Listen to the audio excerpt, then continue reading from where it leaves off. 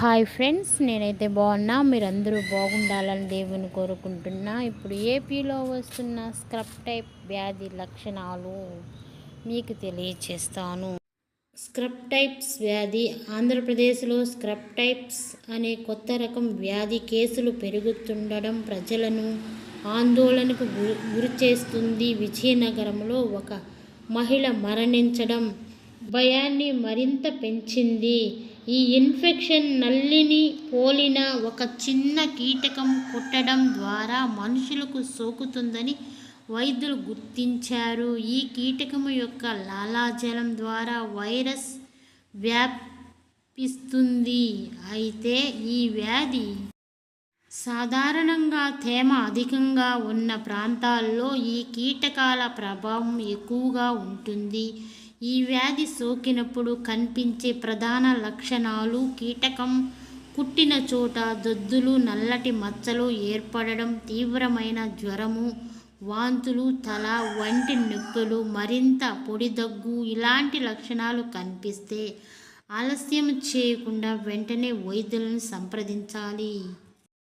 ప్రాణాంతకం. చిన్న కీటకం నిర్లక్ష్యం చేస్తే ఇది ప్రాణాల మీదకి తెచ్చే ప్రమాదం ఉంది. సకాలంలో చికిత్స అందించకపోతే రోగి కోమాలోకి వెళ్ళడం, శ్వాస సంబంధ సమస్యలు, వెన్నెముక ఇన్ఫెక్షన్ మరియు కిడ్నీ సమస్యలు వచ్చే అవకాశం ఉంది.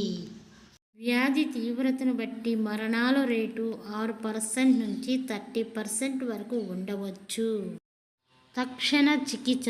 శుభవార్త ఏమిటంటే స్క్రబ్ టైప్స్కు తక్షణమే చికిత్స అందిస్తే మరణాల రేటును 2% లోపు తగ్గించవచ్చని నిపుణులు చెబుతున్నారు. ఈ నేపథ్యంలో వైద్య ఆరోగ్య శాఖ అధికారులు అప్రమత్తమై గ్రామాలలో హెల్త్ క్యాంపులు మరియు అవగాహన కార్యక్రమాలు నిర్వహిస్తున్నారు.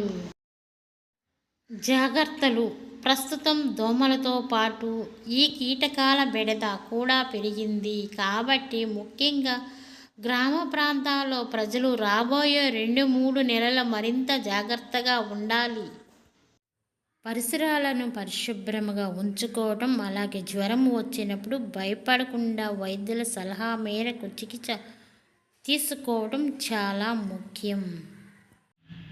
అజాగ్రత్త పడవద్దు, అలర్ట్గా ఉండండి. దీనివల్ల పెద్ద భయమేం ఉండదు. జ్వరం వచ్చిన వెంటనే హాస్పిటల్కి వెళ్ళి వైద్యం చేయించుకోండి. ఎక్కువ పల్లెటూరులో ఉండే తేమ శాతం ఎక్కువ ఉండే చెట్లు ఉండే వాళ్ళు కొంచెం జాగ్రత్తగా ఉండండి. ఈ పురుగుల్ని రానీయకుండా చేసుకోండి.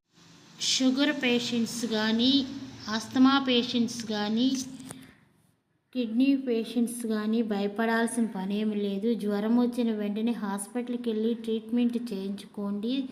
అది పెద్ద ఇబ్బంది పడాల్సిన ఏం పని లేదు. ఈ వీడియో మీకు నచ్చిందనుకుంటున్నాను. మరొక వీడియోతో మళ్ళీ కలుద్దాం. Thank you. Bye bye.